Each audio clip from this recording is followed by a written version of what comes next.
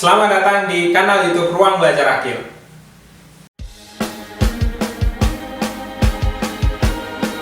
Bulan ini adalah bulan Agustus. Setiap tanggal 17 Agustus, kita selalu memperingati Hari Kemerdekaan Republik Indonesia. Mungkin sering ya bagi kita memperingati Hari Kemerdekaan Republik Indonesia di Indonesia gitu. Lalu bagaimana pengalaman saudara-saudara kita dalam memperingati Hari Kemerdekaan Republik Indonesia di luar negeri? Menarik nih. Yuk kita kenalan dulu. Saya Gwindra Pramudi Nugraha, bersama istri saya Rima Dewi Pradita, panggilannya Rima. Kalau saya Gwindra, saya di sini sudah 1,5 tahun kuliah di Australian National University, salah satu university yang ada di Canberra, ibu kota Australia. Nama saya Abdurrahman Siregar. Kita sekeluarga, ya, istri saya namanya Dede. Harmony.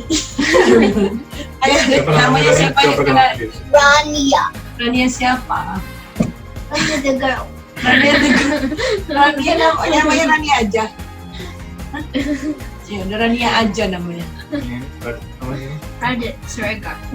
Jadi sudah 6 tahun kerja di New Zealand sebagai di bagian network arsitek. Kalau istri saya mungkin bisa jelasin. Saya kerja di BUMN Selandia Baru di bidang pendidikan. Pratiwi. Saya tinggal di Minnesota, USA, tepatnya di atas, negara bagian atas, dan saya bekerja sebagai pegawai negeri di namanya Hennepin County, kayak kabupaten gitu ya. Lalu bagaimana ya pengalaman mereka dalam memperingati Hari Kemerdekaan Republik Indonesia di luar negeri? Biasanya sih setahuku kalau di luar ini akan ada acara di kedutaan besar.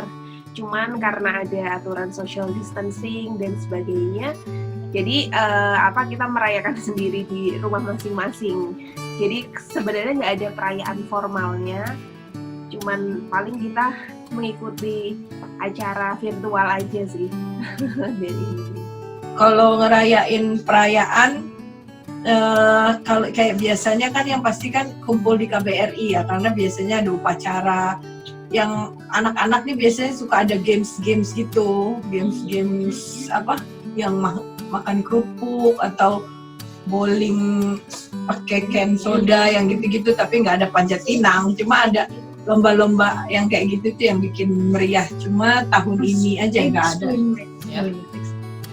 Biasanya ada kayak upacara gitu sih, kecil-kecilan, ya sebanyak orang Indonesia yang datang, sama biasanya mahasiswa. Kadang ada Minnesota Indonesian Society yang lebih gede, jadi ini lebih semua, ada keluarga, ada orang-orang yang bekerja, jadi semua nggak student doang.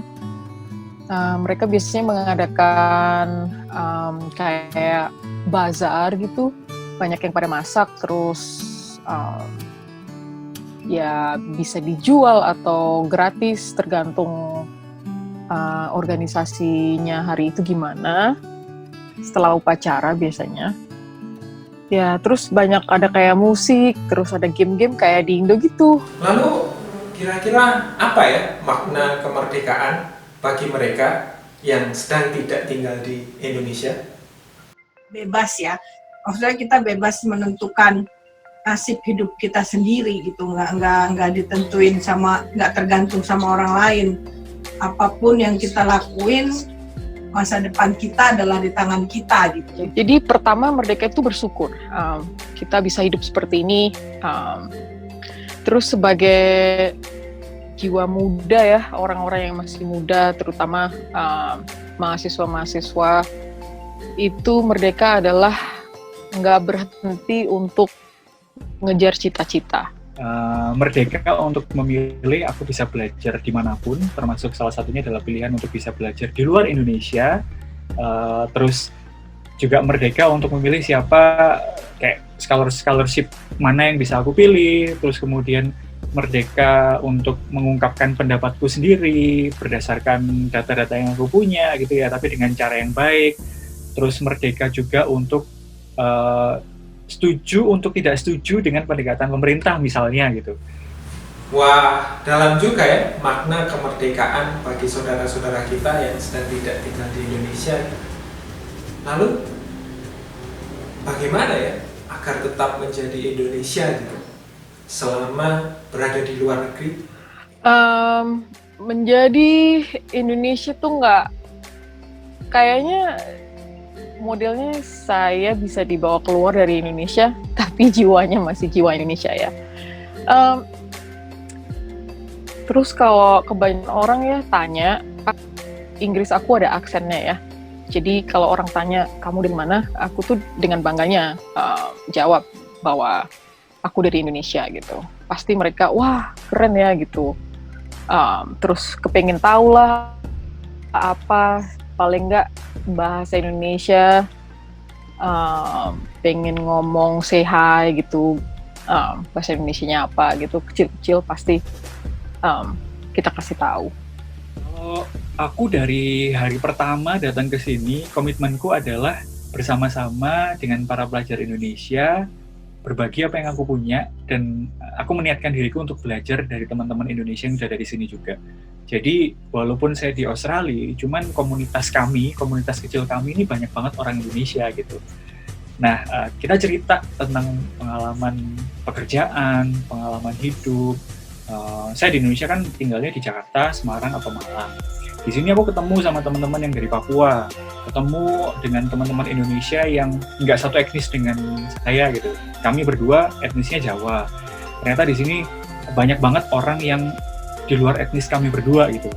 Nah ternyata kok ngobrol sama mereka, rasa-rasanya nasionalismenya kadang-kadang kita kalah gitu loh sama orang-orang yang ya kan, karena kita gaulnya sama mungkin kebanyakan orang Jawa gitu ya, ketemu sama orang yang di luar Jawa gitu, apa yang kita pikirkan sebelumnya, kita sempat ngejudge sesuatu, ketika kita ketemu ngobrol bareng, wah ternyata beda jauh gitu. Jadi ya kita juga kadang-kadang jelaskan ke orang-orang lokal di New Zealand tuh kalau culture kita itu seperti apa gitu.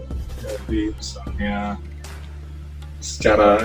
dengan secara simpel ya, karena Indonesia mayoritas Muslim, saya setiap Jumat itu saya nggak masuk, saya jam 1, jam 12.30 sampai jam 2 tuh saya off karena kita kan ada sholat Jumat ya.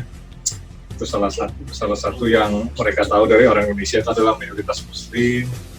Terus kita juga sering pakai baju batik ya yang kita pakai, dan mereka sering menanyakan ini baju apa gitu ya. Jadi ya kita perlihatkanlah gimana sih sebagai orang Indonesia, apa aja yang bisa kita kenalkan kepada masyarakat lokal di sini.